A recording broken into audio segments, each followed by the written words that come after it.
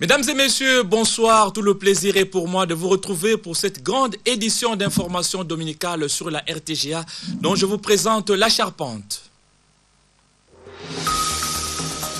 Le territoire de Béni de nouveau attaqué par des hommes à main armée dans la nuit de samedi à dimanche 7 décembre. Ils ont ciblé 3 villages, Manzanzaba, Aili et Moulobia, à 50 km de la ville de Béni et y ont massacré des civils. La société civile locale avance un bilan de 36 morts alors que des sources officielles parlent d'une dizaine. Assemblée nationale vers la suspension de la proposition de loi portant modification de la loi électorale du député Délice Sanga, aujourd'hui au cœur d'une polémique. À travers cette décision de retrait, il entend laisser la place à un débat politique pour qu'un consensus soit dégagé.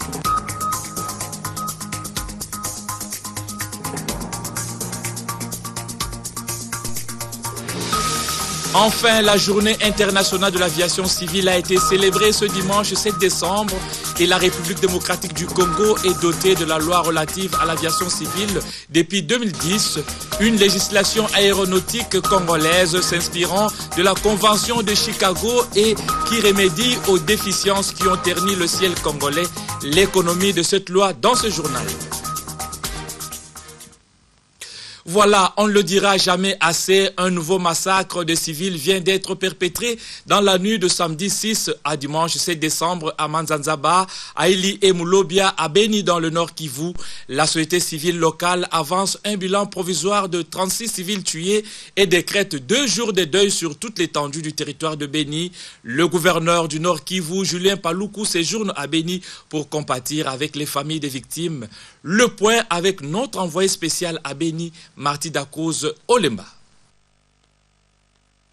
Des sources de la société civile locale avancent le bilan des 36 civils nouvellement massacrés dans le village de Moulubia, Aïri et Manzazaba. Jean-Paul Ngangondi, coordonnateur national de l'ONG Convention pour le respect des droits de l'homme, CRDH, basé dans la cité d'Oicha, ajoute que le bilan risquerait de s'alourdir une fois terminé avec les recherches de corps de victimes.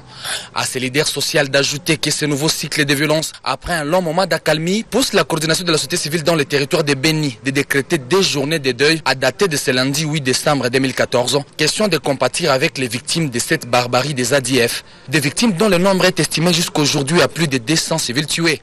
Présent sur place à Béni, le gouverneur Julien Paluku Kaongea s'est dit profondément touché par ces nouvelles exactions qui ne frisent qu'à décourager l'opinion et fatiguer les âmes des paisibles populations civiles qui demeurent confiantes aux actions menées conjointement par les forces armées de la RDC et la MONUSCO. Dans une rencontre avec quelques notables du coin réunis au sein de la majorité présidentielle, ils ont observé une minute de silence en mémoire des victimes de ces nouveaux massacres. Plusieurs observateurs estiment que le territoire de Béni est devenu en tout cas un vrai mouroir, un trou noir où se développeraient plusieurs faits d'une nouvelle déstabilisation de l'Est de la République démocratique du Congo. De ces faits, il doit attirer l'attention de l'opinion tant nationale qu'internationale. Depuis la ville de Béni, Marty Dakouz Olemba, RTGA. Justement, en rapport avec ce nouveau massacre, le chef de la MONUSCO a réagi. Martin Kobler a déclaré, je cite, « Je suis profondément choqué par les atroces massacres de la nuit dernière dans les localités d'Ahili et de Manzanzaba. Je condamne avec la plus grande fermeté ces actes ignobles qui visent à maintenir un climat de terreur dans la région. La multiplication des actions conjointes FRDC-MONUSCO est une urgence vitale et j'appelle tous les partenaires à renforcer la coopération afin de permettre plus d'interventions immédiates et davantage de patrouilles préventives. » Fin de citation. Et puis, cap vers Butembo, non loin de Béni, la ville de Butembo pourra voir ses premières rues totalement asphaltées grâce au projet de 12 km déjà amorcé depuis plus d'une année par le président de la République et le projet de 10 km en cours d'exécution du gouverneur du Nord Kivu. Ce dimanche, des grands travaux ont été amorcés sur la rue d'Ambiance par la société sud-africaine sous une curiosité de la population de cette ville. Jonas Mbaye, depuis Butembo, nous donne plus de détails. Le gouverneur du Nord Kivu a rassuré la population de la ville de Butembo que le projet de développement amorcé dans cette ville ne sont pas jetés dans les oubliettes. Et à la sortie d'une matinée politique organisée à Butembo, Julien Paluku a dit: vous savez que ce qui est bon, c'est que la majorité a la lourde responsabilité de se justifier auprès de la population. Tandis que l'opposition a la facilité de dénoncer. Et celui qui dénonce semble avoir un bon discours que celui qui se justifie. Et la population a tendance à écouter les dénonciateurs que les justificateurs. indicateurs. Dimanche matin, la population a été surprise de travaux lourds engagés sur la rue d'Ambiance dans le cadre de 10 km d'asphalte à réaliser par le gouvernement provincial dans cette ville. Ingénieur Moussa Figri, chef de chantier, explique le niveau d'exécution de ce travaux. Nous entamons l'étape du rechargement de la chaussée. Donc ici, nous venons de finir le drainage de la chaussée. Nous lançons maintenant l'étape de rechargement de la chaussée. Puis suivra l'étape de la stabilisation de la chaussée et puis son asphaltage. Donc là, comme vous nous trouvez en plein travail, donc il y a déjà la niveleuse qui commence à scarifier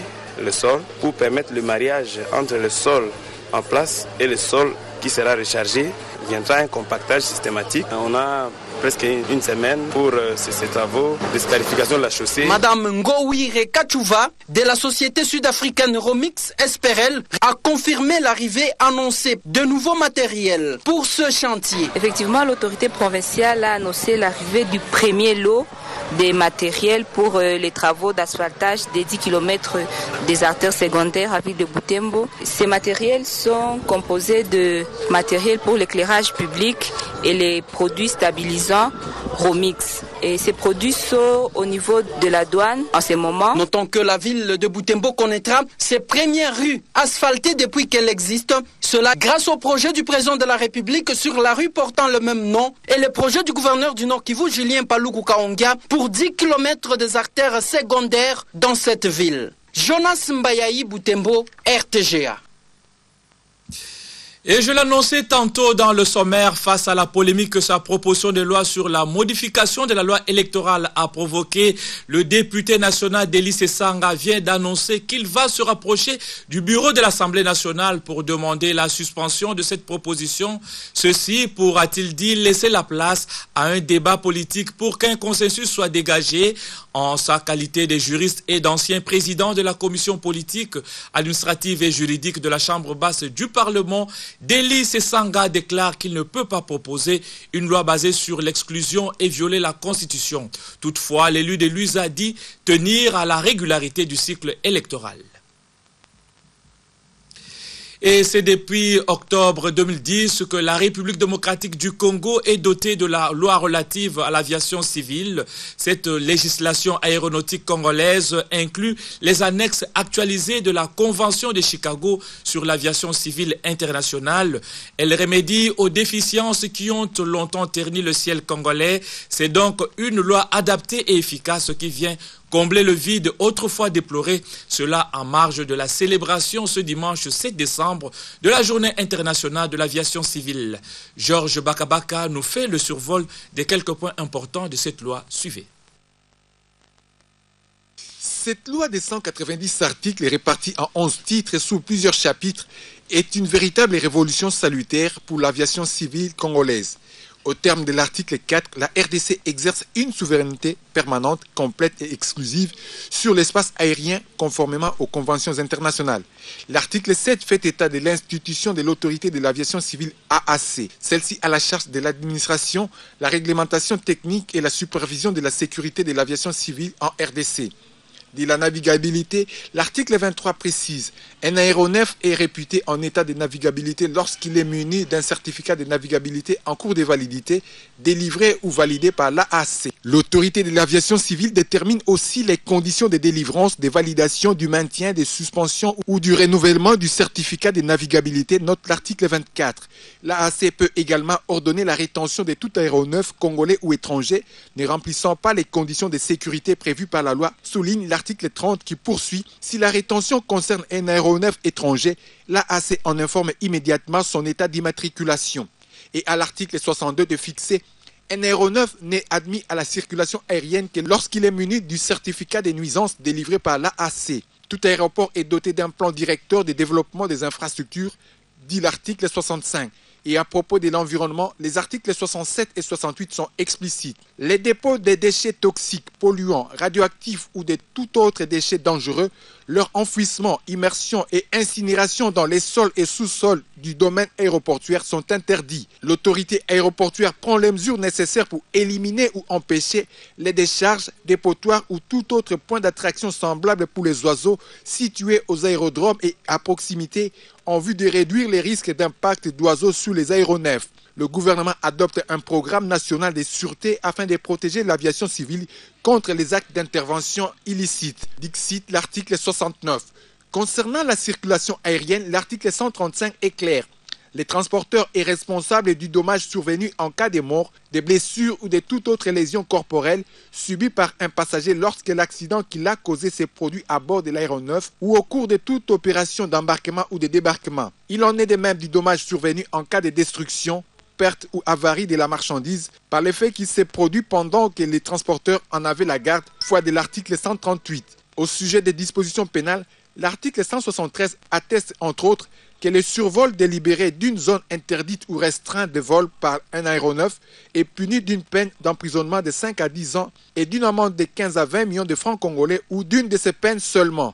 Bref, la loi sur l'aviation civile en RDC a notamment intégré des innovations et améliorations relatives au renforcement du système de responsabilité civile des transporteurs et des exploitants aériens, la protection de l'environnement, la sûreté de l'aviation civile, la conduite des enquêtes sur les accidents et incidents d'aviation et les renforcements du système répressif. Cette loi se veut ainsi une véritable boussole dans les routes du ciel en RDC.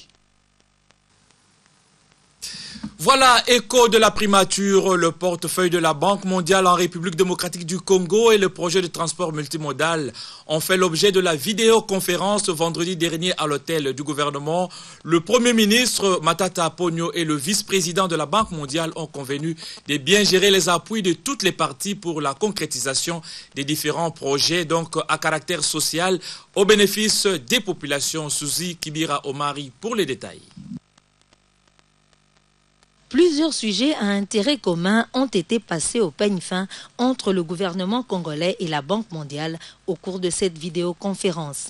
Le Premier ministre Matata Ponyo, le vice-président de la Banque mondiale et son équipe qui ont pris part à cette séance ont révélé la contribution du portefeuille de la Banque mondiale en RDC.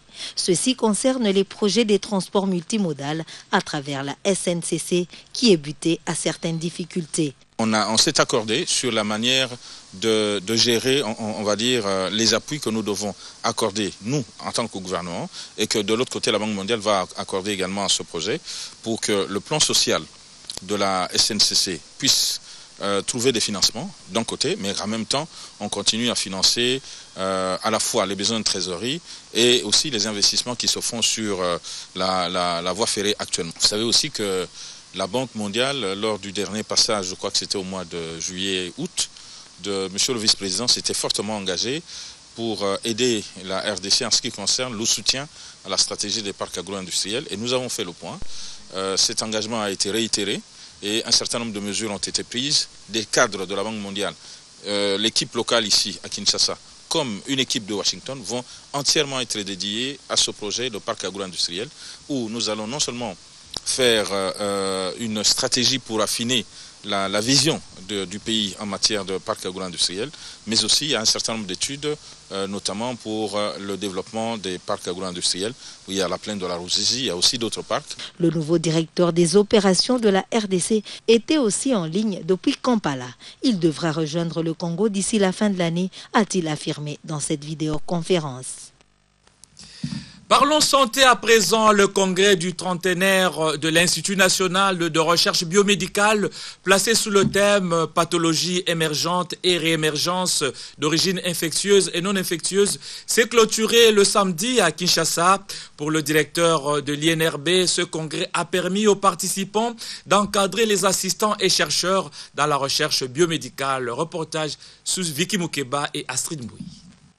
Essentiellement les deux premiers, c'est-à-dire... Au cours de cette troisième journée marquant la clôture du congrès du trentenaire de l'Institut national de recherche biomédicale, les participants ont été édifiés sur plusieurs thèmes, entre autres vaccins et immunisation, zoonoses et maladies émergentes, hygiène hospitalière, contrôle de l'infection et amélioration des conditions de travail à l'hôpital, ainsi que la table ronde sur le choléra. Les partenaires nationaux et étrangers ont pris de grandes résolutions visant à éliminer le choléra en République démocratique du Congo. Par la même occasion, le comité technique a fait la synthèse des travaux.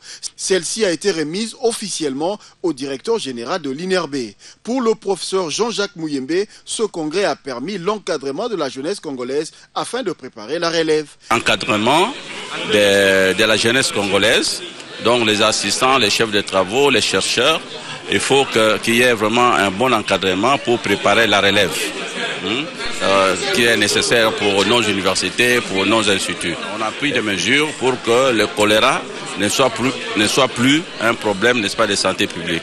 C'est-à-dire on tend vers l'élimination, n'est-ce pas, du choléra dans notre pays. Et puis alors nos chercheurs ont fait preuve, n'est-ce pas, d'activité scientifique. Il y a une grande activité qui se fait au sein de l'INRB et que l'INRB devient de plus en plus un institut, n'est-ce pas, de niveau international.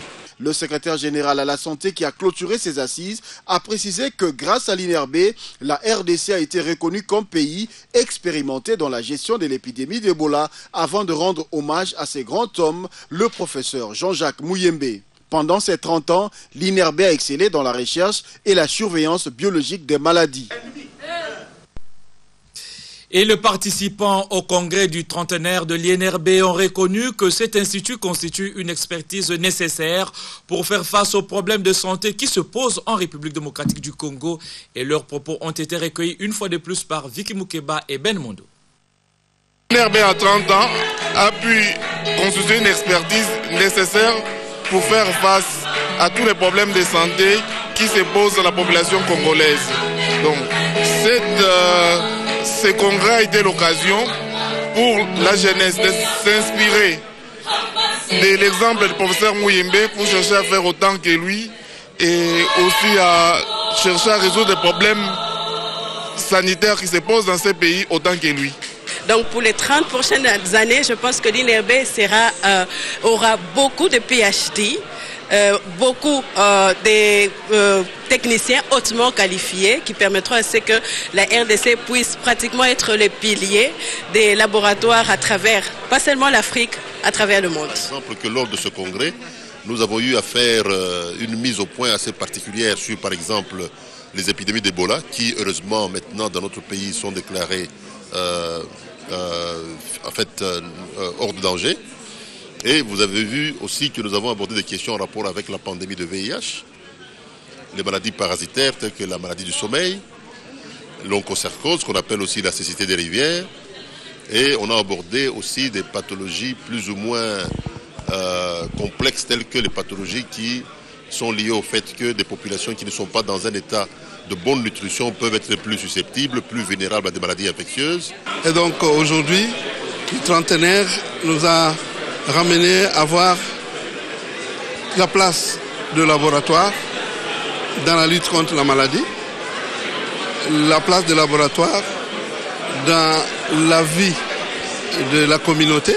Ce congrès nous a permis d'abord d'avoir les informations pratiquement sur les travaux et les recherches qui se font dans notre pays et que nous n'avons pas d'informations. Ça c'est un. Et deuxièmement, quand vous venez dans un congrès comme ça, il faut tirer quelque chose d'important. C'est-à-dire là, je parlerai de la formation. Dans un autre registre, on en parle sans trouver de solution. L'aspect physique de l'avenue de l'université se détériore au jour le jour, à en croire les usagers de la route. C'est depuis 3 mois que cet état de délabrement devient inquiétant. Le constat a été fait par Abdoul Soko et Francis Siamundele. C'est depuis 3 mois que l'état de délabrement de l'avenue de l'université est devenu inquiétant. Cette avenue s'étend sur boulevard Sendoué jusqu'à l'université de Kinshasa, en passant par le rond-point Gaba. Malheureusement, cette avenue tend vers sa destruction totale. Si Liboulou Manzengele était maîtrisé, plusieurs coins de cette artère sont menacés à ce jour de délabrement, notamment aux arrêts Capella 2, Kianza et Mopulu. Ici, une grande crevasse s'est formée. Elle ne permet pas aux usagers de circuler normalement.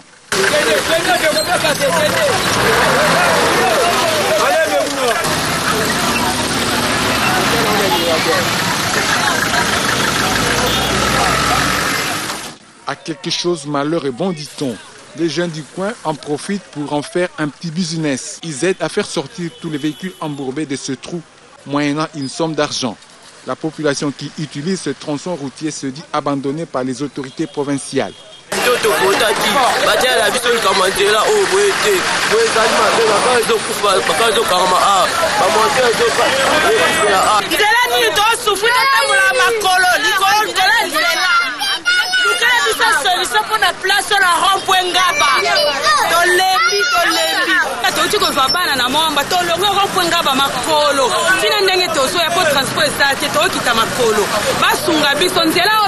président de la République à l'État.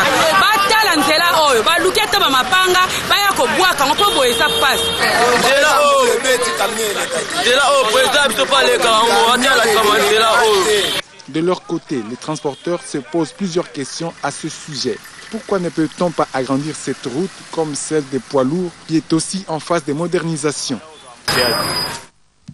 Voilà, avant d'amorcer la rétrospective de la semaine, d'abord le grand titre de cette édition d'information. Le territoire de Béni de nouveau attaqué par des hommes à main armée dans la nuit de samedi à dimanche 7 décembre. Ils ont ciblé 3 villages, Manzanzaba, Aili et Moulobia, à 50 km de la ville de Béni et y ont massacré des civils. La société civile locale avance un bilan de 36 morts alors que les sources officielles parlent d'une dizaine.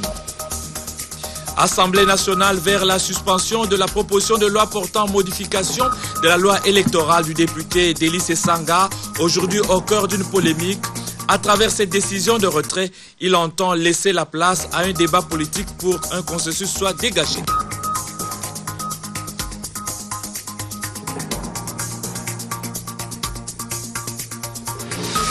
Enfin, la journée internationale de l'aviation civile a été célébrée ce dimanche 7 décembre et la République démocratique du Congo est dotée de la loi relative à l'aviation civile depuis 2010, une législation aéronautique congolaise s'inspirant de la Convention de Chicago et qui remédie aux déficiences qui ont terni le ciel congolais.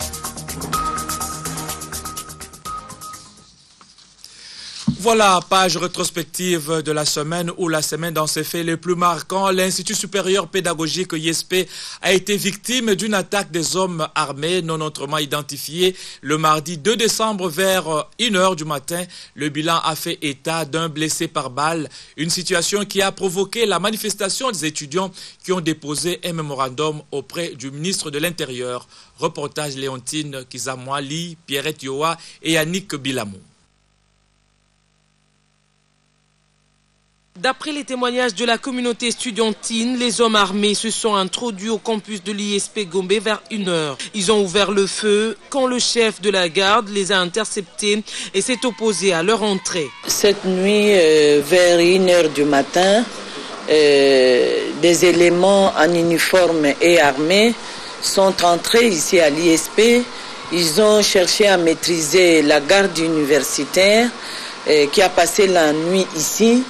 Et la garde, en cherchant à se sauver, un d'entre eux, donc le chef d'équipe, a été grièvement blessé au niveau de l'épaule et il est aux urgences en Galliema.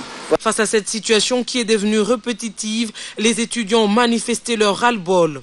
Ils ont déposé un mémo auprès du ministre de l'Intérieur qui a promis de renforcer la sécurité à cet institut supérieur. Ça, c'est la énième fois qu'on vient nous visiter par des gens bien armés la nuit. Vers 1h du matin, il y a eu des coups de balle. On se prépare pour aller se présenter au ministère de l'Intérieur. Voilà, monsieur Mouyèche. Quant aux autorités de l'ISP, ils ont appelé les études à reprendre les cours dès demain. Et aux autorités de la police de plus s'impliquer pour la sécurité de cet institut supérieur. Nous voulons que le gouvernement puisse sécuriser le site de l'ISP Gombe. D'abord, nous avons affaire à des filles. Les filles qui sont hommes, elles sont déjà très terrorisées. Donc nous voudrions qu'on nous installe ici une tente de la police. Aujourd'hui, c'est difficile de donner cours, mais demain, les cours vont reprendre normalement. Signalons qu'en un mois, l'ISP Gombe a connu 4 attaques des hommes armés. Voilà, la relation de fait est l'œuvre de Léontine Kazamwali. Autre chose, le Congrès national congolais dit non au phénomène Kuluna et oui à l'opération Likofi 3. Ces déclarations ont été faites par les militantes et militants de ce parti politique de gauche qui a pris part active à la marche pour soutenir la police nationale congolaise contre les allégations de l'ONG Human Rights Watch. José Olitomake et Ben Mondo pour le commentaire et les images. Au nombre de Quinois qui ont pris part à la marche de protestation contre la déclaration de l'ONG Human Rights Watch, ce mardi figure le Congrès national congolais. Ce parti cher au député national Pius Mwabilou Mbayou Mukala est descendu sur le terrain pour soutenir la police nationale congolaise pour le travail abattu lors de l'opération Likofi.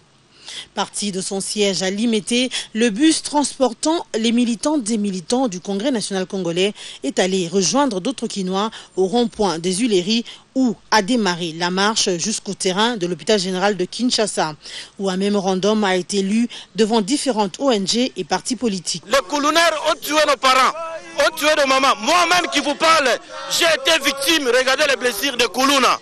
Beaucoup de gens ont trouvé la mort. Nous étions en train de vivre sous la peur de Kuluna. Aujourd'hui, le commandant de la police provinciale de la police de la ville de Kinshasa a fourni beaucoup d'efforts pour éradiquer le Kuluna au niveau de Kinshasa. Alors, l'ONG des droits de l'homme, Human Rights Watch, a fait une déclaration soit en disant que non, le phénomène Kuluna n'était pas pour le bien-être de la population congolaise. C'est pourquoi nous, les Quinois, principalement nous, la population de Quinois particulièrement, nous sommes indignés de cette déclaration de Human Rights Watch. C'est une fausse déclaration. Ce sont des gens qui viennent ici dans notre pays, ils restent là-bas à Gombe.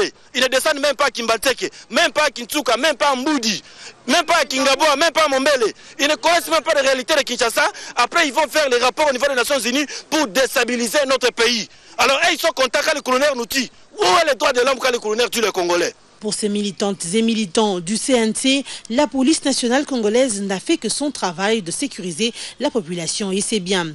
Le Congrès national congolais dit non au phénomène Kuluna et dit oui à l'opération Likofi 3, faisant ainsi échec aux impérialistes qui ne veulent pas que le Congo demeure un pays fréquentable et qui use de mensonges pour décrédibiliser le Congo.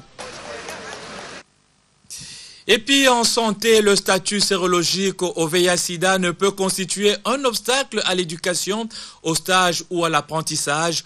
Aucun détenu ne peut faire l'objet d'expérimentation médicale en milieu carcéral contre son gré. Ces dispositions sont celles de la loi sur la protection de personnes vivant avec le VIH-Sida et celles de personnes affectées.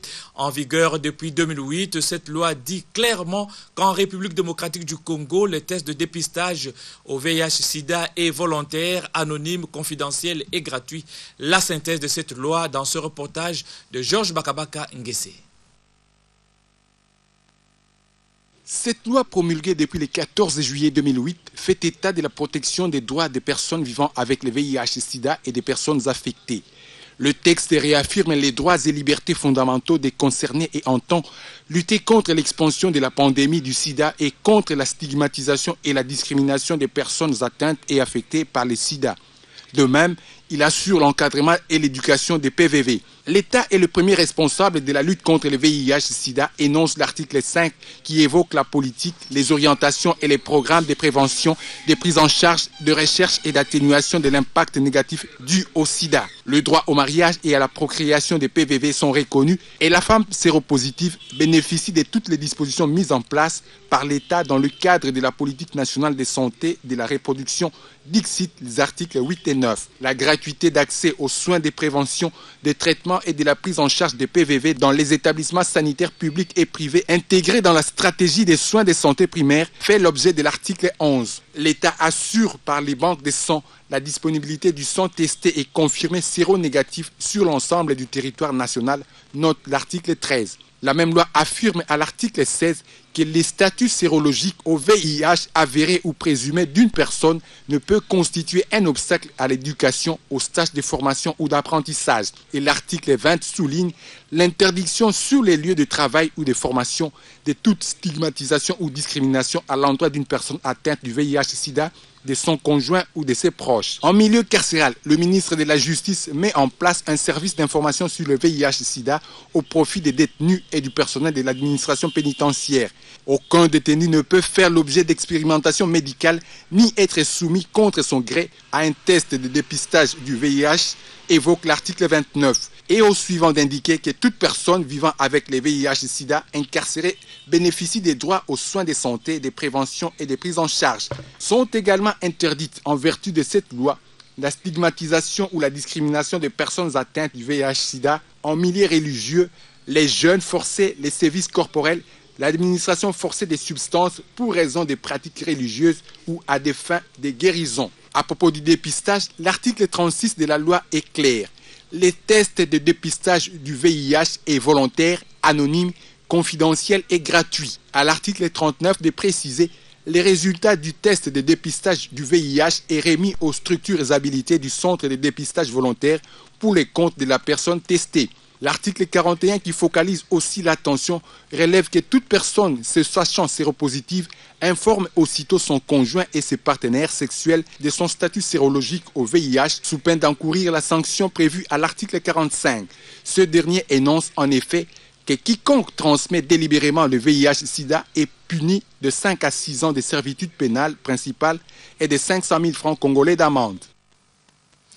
Voilà en page rose dans ce journal, il y a 50 ans, naissait Aubin Minakou à la maternité de Kintambo, raison pour laquelle le speaker de la Chambre basse du Parlement a remis un don important à cette maternité, don composé essentiellement des médicaments. Un commentaire de nos confrères de Télé 50.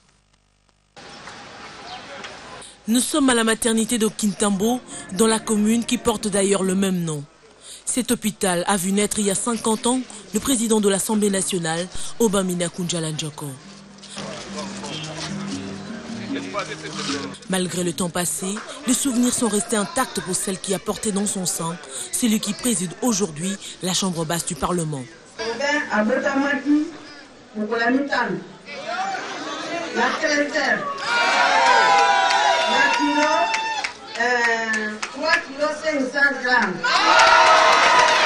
Reconnaissant, Aubin Minakou l'a été ce jour.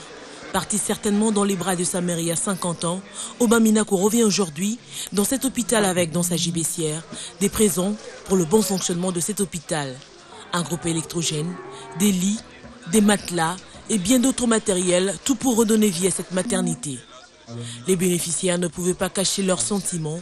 Ils ont saisi l'occasion pour formuler quelques requêtes. Nous recevons tous les malades, toutes les femmes qui viennent de l'extérieur pour venir accoucher ici, mais il nous manque un grand service. C'est le service de néonatologie, c'est-à-dire un service qui prend en charge les enfants nés, les nouveau-nés malades et les prématurés. Ça, nous n'en avons pas. Réceptif, le bébé d'il y a un demi-siècle a promis de faire davantage. Il faut savoir que j'ai aussi tout fait pour que le gouvernement de la République, avec la collaboration de l'UNICEF, puisse disponibiliser aussi le matériel pour cet hôpital. Aubin Minakou comptera sur le soutien des élus de la ville de Kinshasa qui ont promis de mettre la main dans la pâte pour le fonctionnement de cette maternité qui fait la fierté de la ville de Kinshasa. Et puisque nous avons parlé du président de l'Assemblée nationale, sachez que faute de quorum de décision à la commission mixte politique, administrative et juridique et à la commission aménagement du territoire et infrastructure, les députés nationaux ont renvoyé le rapport sur le projet de la loi portant fixation des limites des provinces et celles de la ville de Kinshasa. La plénière avait accordé 24 heures aux membres de ces deux commissions pour reprendre le vote. Martin Kayembe et Sylvain Bété. Le rapport sur le projet de loi portant fixation des limites des provinces et celle de la ville de Kinshasa présenté par la commission mixte PAJ et aménagement du territoire et infrastructure n'a pas été accepté par les députés nationaux réunis en séance plénière. Cela suite à une motion incidentielle du député national Ekombe Petit. Une motion faisant état du manque de quorum dans l'adoption du dit rapport dans la commission. Une assertion non acceptée par les membres du bureau de la commission. Moi, je me situe sur le plan de la pratique. Sincèrement, je suis conscient de la pertinence de la motion que l'honorable Ekombe a soulevée. Mais alors qu'on arrête l'Assemblée nationale, elle ne pourra pas fonctionner.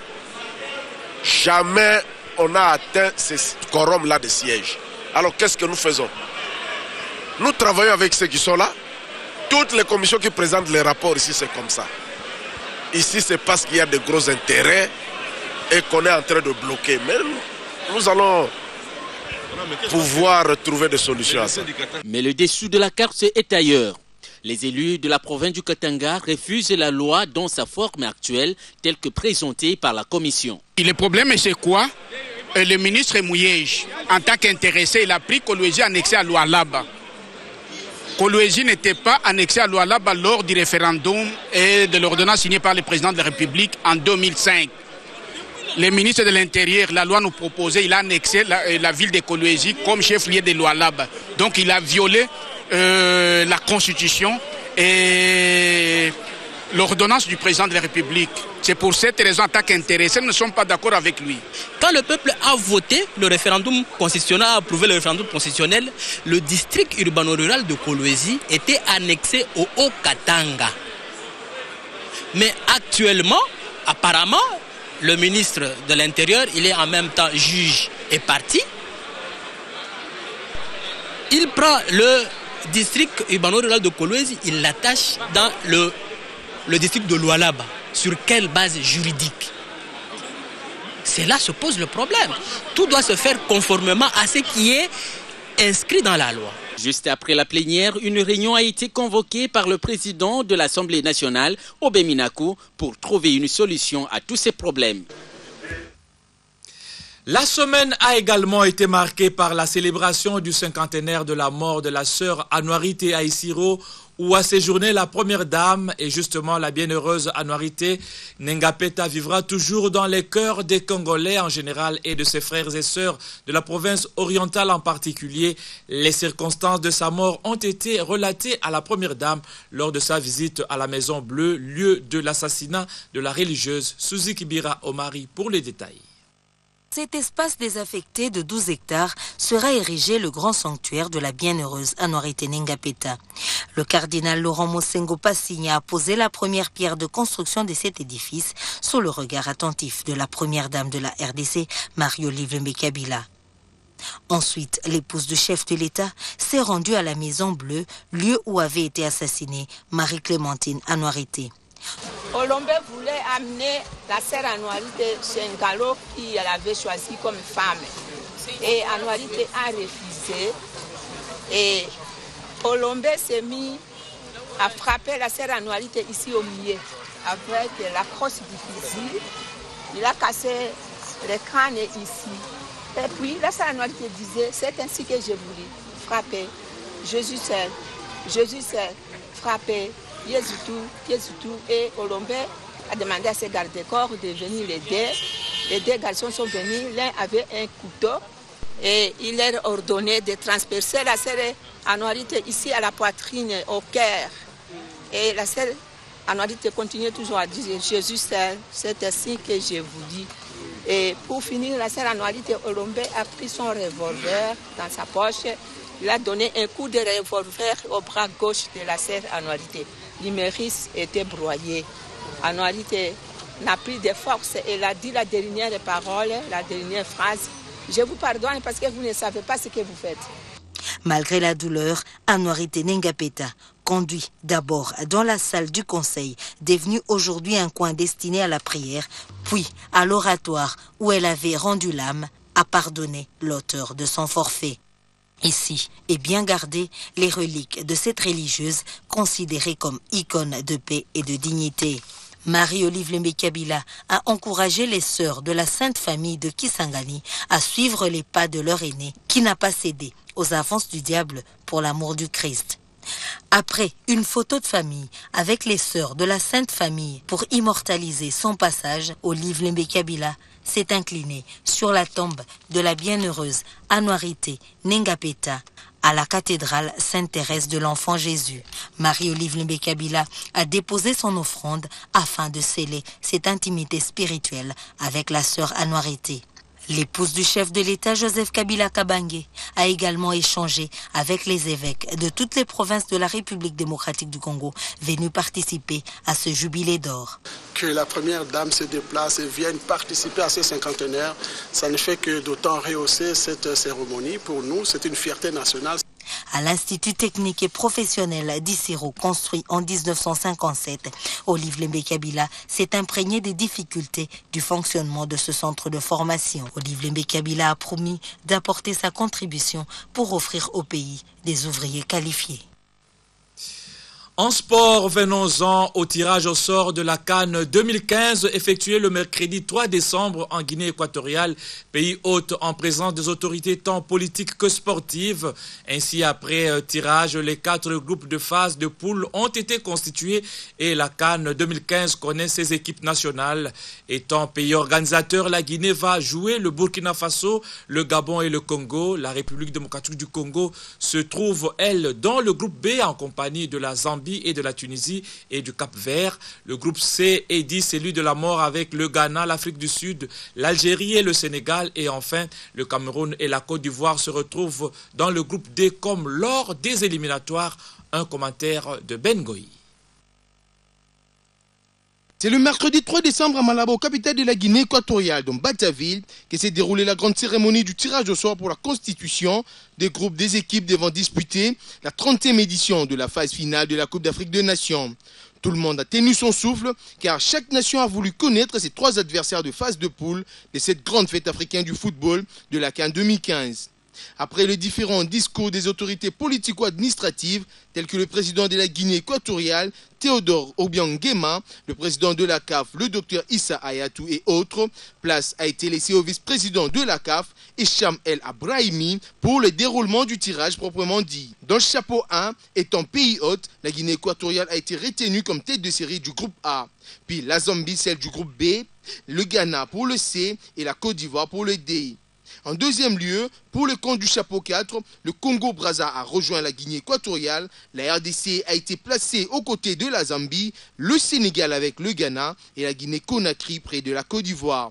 Dans le chapeau 3, le Gabon a hérité le groupe A, le Cap-Vert du groupe B, la République sud-africaine au C et le Cameroun au D. Et enfin, le chapeau D a placé le Burkina Faso dans le groupe A, la Tunisie dans le groupe B, l'Algérie dans le groupe C et le Mali dans le groupe D.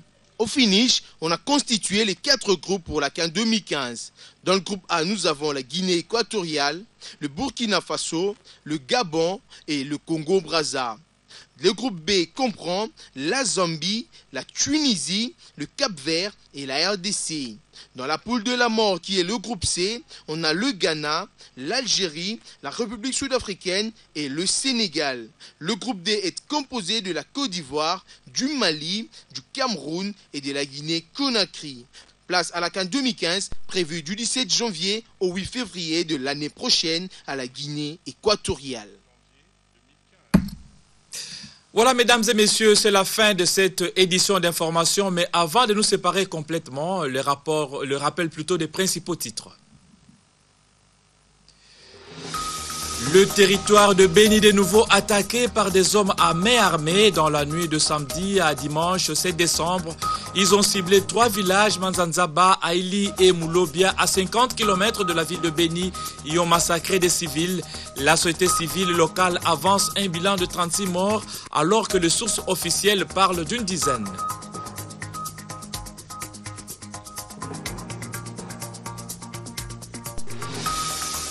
Assemblée nationale vers la suspension de la proposition de loi portant modification de la loi électorale du député Délice Sanga, aujourd'hui au cœur d'une polémique. À travers cette décision de retrait, il entend laisser la place à un débat politique pour qu'un consensus soit dégagé.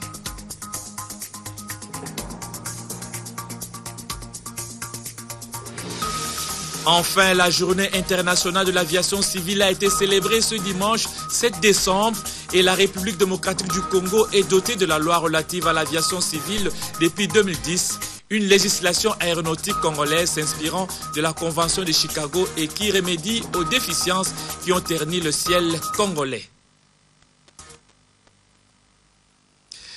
Voilà, mesdames et messieurs, tout est bien qui finit bien. C'est la fin de cette grande édition d'information. Merci pour le moment de votre temps. Au revoir.